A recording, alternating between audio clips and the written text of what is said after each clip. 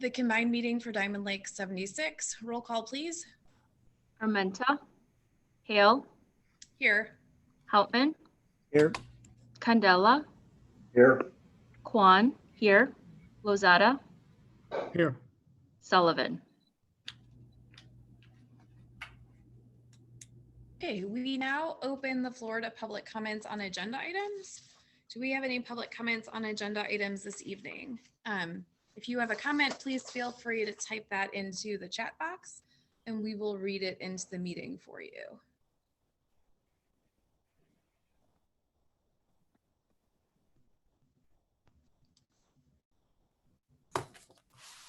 Oh my gosh, I skipped the Pledge of Allegiance.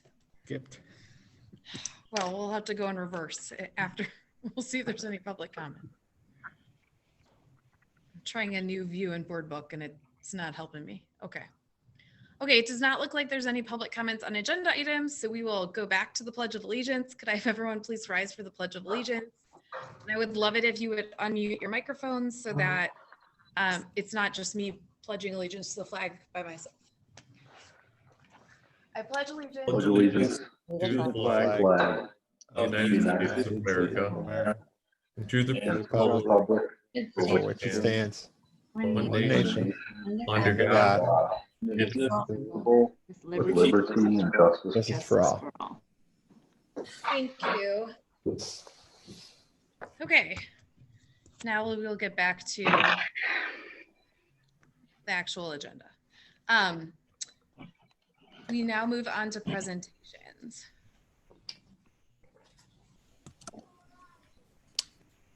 We have one presentation this evening, and I am going to just give the board a brief update of our goals and priorities that we established for this school year, a little bit off of our schedule. We usually do it, as you all know, back in August or September, but things have gotten off to a little bit of a delayed start. So I'm going to just share my screen.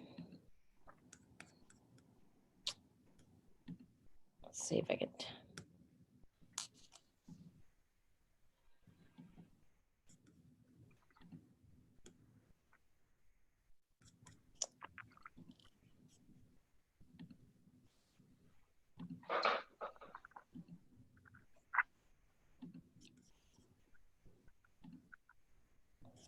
Are you guys able to see it yet?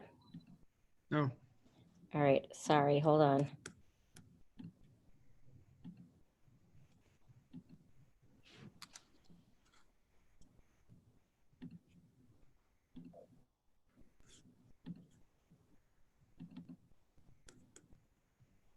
Can you see it? No. No. All right, Mr. Hanson, I'm going to give it one more try. Okay.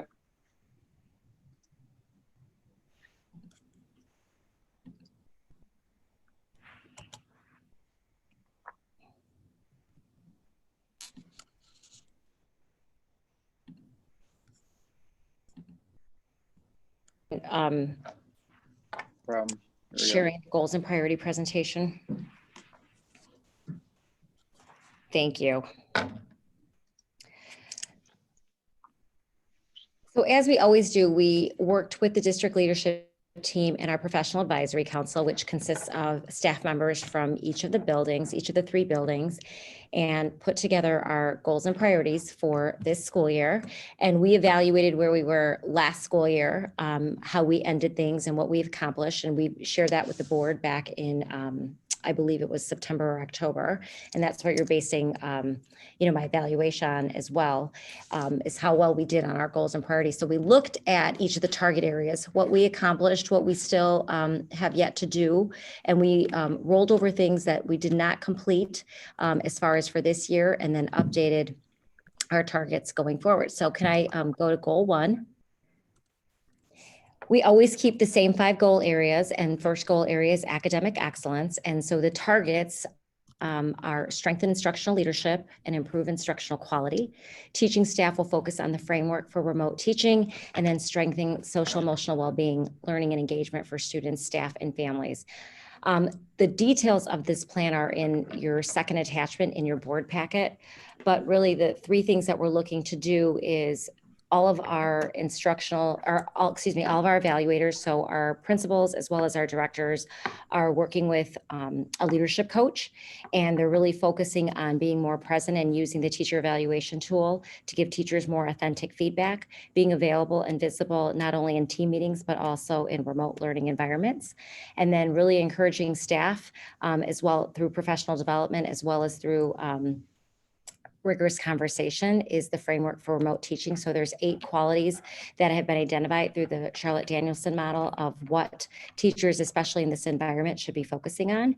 And then as we've shared with you before, a real priority for us is to continue that connection, the social emotional connection, not only with our students, but with our staff, and making sure that they feel supported, connected, and engaged throughout the teaching and learning process, since we can't be with everyone in person. Goal area 2 is professional excellence. And as I shared earlier, the focus on instructional quality and leadership, but with that is establishing a district-wide instructional coaching program to improve student learning outcomes through support, facilitation, and strengthening of instructional practices.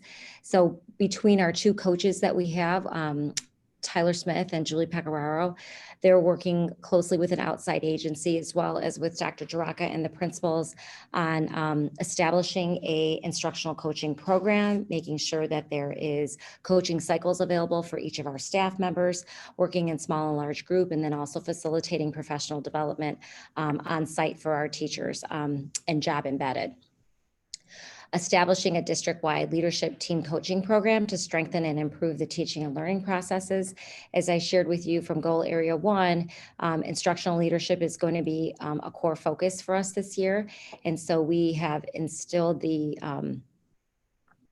services of the Illinois Association of School Administrators and hired a leadership coach to work with our principals and the district leadership team on a monthly basis to just review and reflect on their goals and how well they can continue to support teachers, as well as their own professional development in instructional leadership. And one of the areas that we focused on last year was from the special ed audit was strengthen the professional practice of District 76 special education staff to support the needs of all students. So I know that's something that Mr. Dole is working very closely on, is to reorganize and strengthen the District 76 Special Education Department, whether it's through the special ed leadership team, as well as with the paraprofessionals and all of the resource teachers, and then meeting on a regular basis with all the principals and their team. And then Mr. Hansen's working very closely on, enhancing and expanding the support of staff with the use of technology and distance education teaching. So doing a lot more professional development in that area, making sure that they're doing a needs assessment, making sure that they feel that they're supported, working closely with the instructional technology team, as well as doing a lot more parent education opportunities for the Tech Nights, that one that we just had right before this meeting.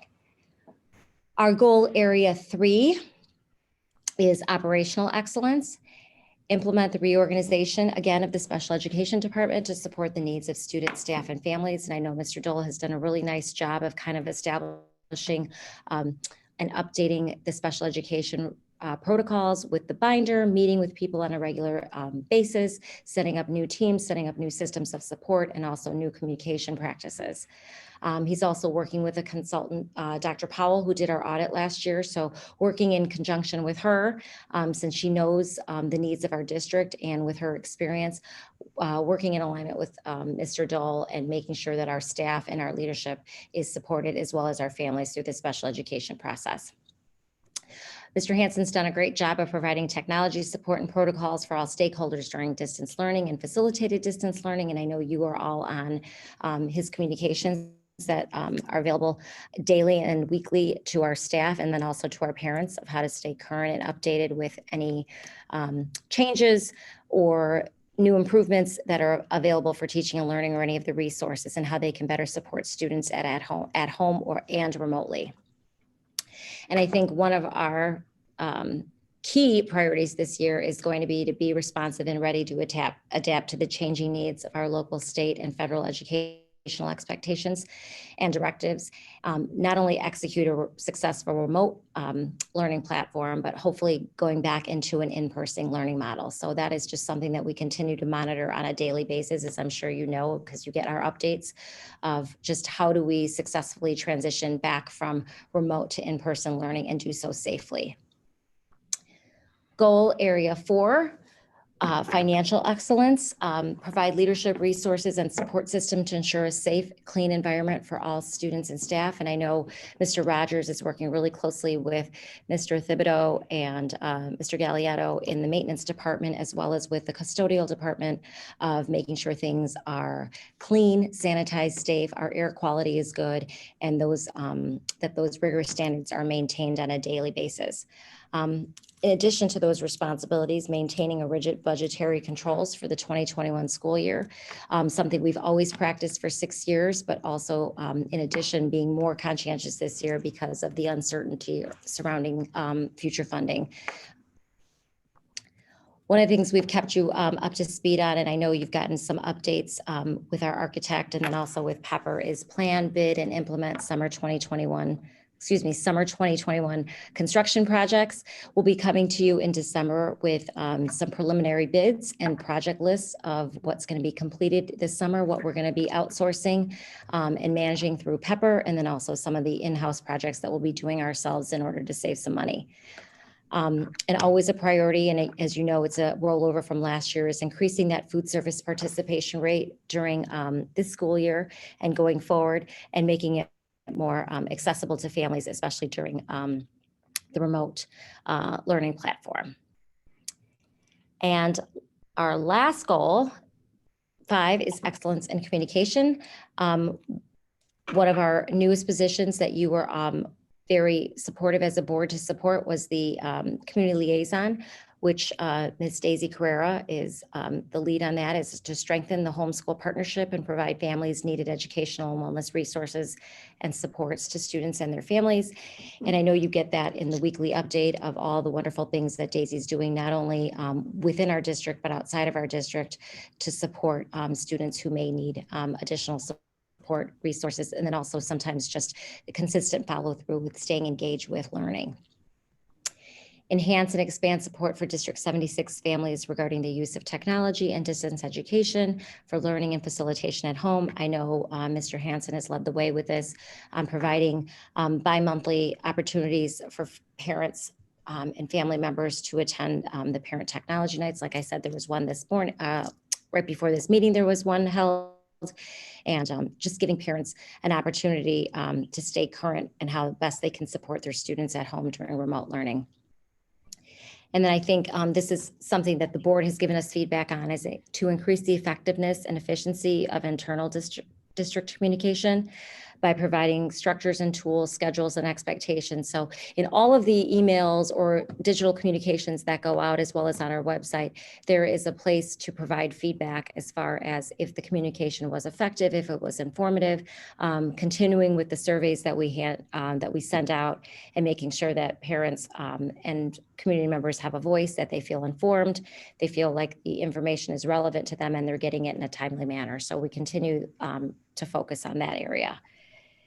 So in conclusion, our next steps as we look ahead is always maintaining a cycle of continuous improvement, execute strategies to meet the targets. And like I said, the targets are what I just went over, but the specific strategies, who is the leadership that will be overseeing that, and the evidence and the timeline are available in your attachments with specific details. And I'm happy to answer those questions, as well as the district leadership team. We're going to continue to monitor progress by school and then by department and grade level, as we've always done, and to review and reflect.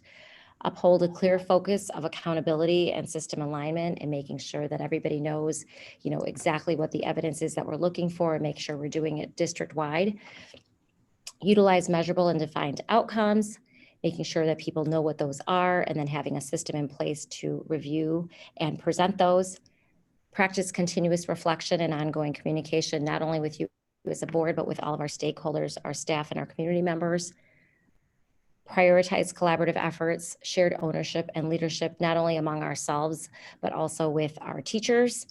And as I shared with you in goal 3 with operational excellence, I think the 2 last bullets are return to second semester learning, regardless of the platform that we use, is maintaining a robust, relevant, and rigorous programs for our students as well as for our staff, and support that with some rigorous professional development, and then continue to focus on safety, health, and well-being for all of our students, our staff, and our stakeholders as we make these decisions. So that's our presentation of our goals and priorities for this school year.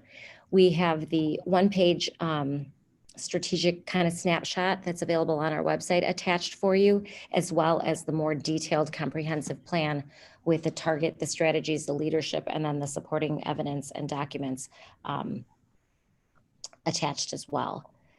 Does anybody have any questions for me or the district leadership team?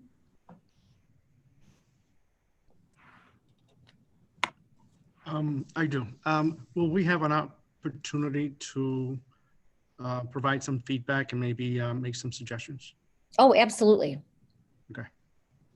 And you can share that with me, whether you want to do it personally or if you want an opportunity to do it at the next board meeting, whatever you prefer. Yeah, let me talk to Joy and the team and I'll let you know. Okay.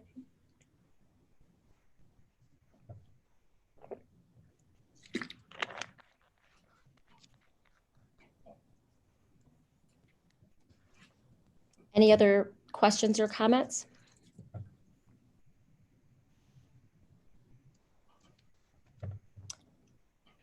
Okay, then that is all for presentations this evening. Thank you.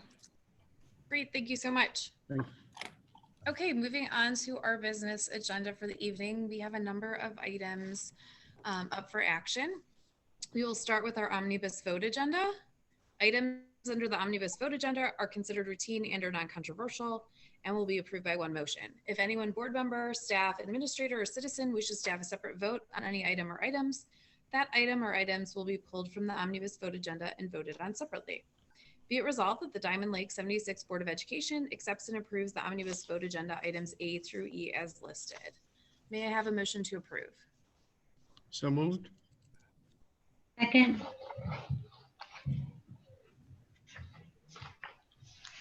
Lozada, Yes. Sullivan, Yes. Armenta, Hale, Yes. Houtman, Yes. Candela, Yes. Kwan, yes.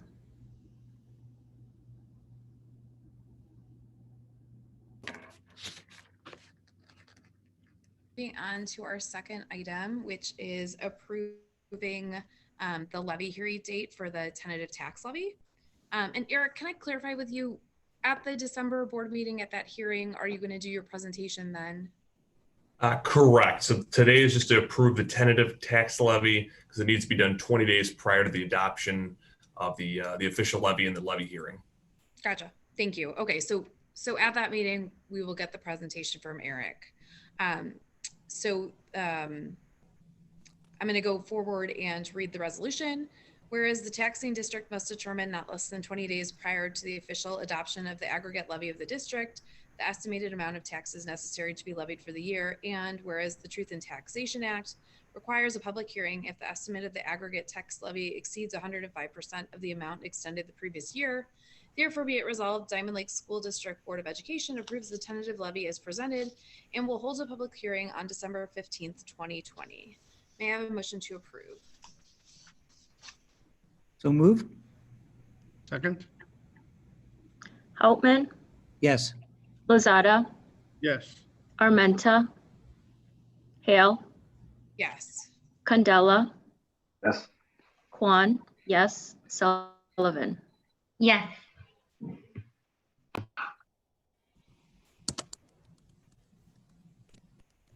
Moving on to an administrative item.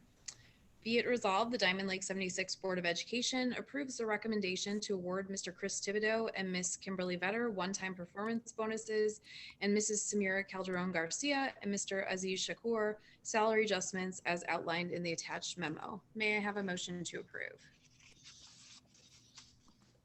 So Moved. moved. Second? Candela, Yes. Lozada, Yes. Armenta, Hale, Yes. Houtman, Yes. Kwan, yes, Sullivan. Yes. Okay, moving on to our final item. We have personnel. Be it resolved, the Diamond Lake 76 Board of Education accepts and approves the personnel items as depicted on the agenda. We have 3 new hires and 1 termination. May I have a motion to approve? So moved? Second. Second. Houtman, Yes. Sullivan, Yes. Armenta, Hale, Yes. Candela, Yes. Kwan, yes, Lozada. Yes. Okay, that concludes our business agenda. We now move on to board discussion. Do we have any items for board discussion this evening? I'm going to give an update on kind of our return to second semester learning, but I'm going to do that in others with the staff update. Okay, great. Okay, then we will move on to freedom of information requests, of which we have none. And then moving on to notices and communications. I see the CEDAL December 2nd meeting agenda is attached. I don't know if anyone had any comments on that.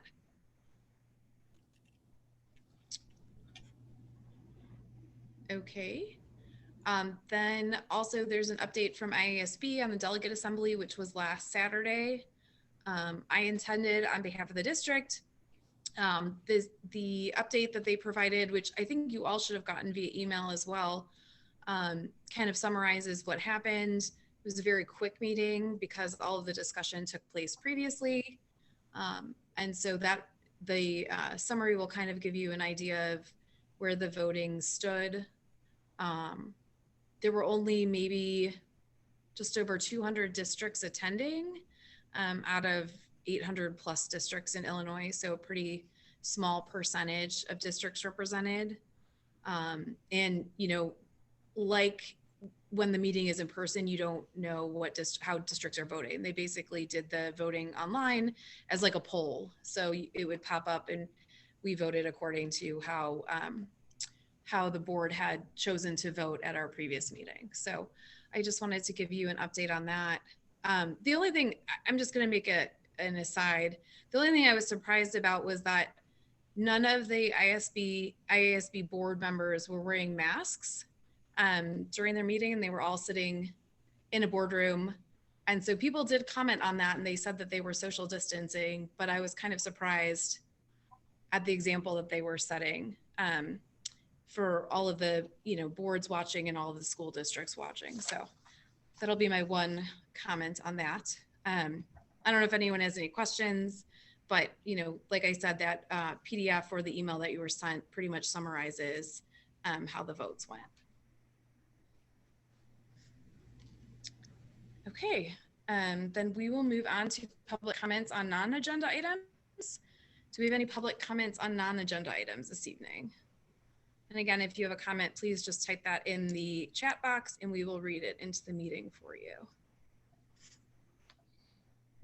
And I will give a second for that.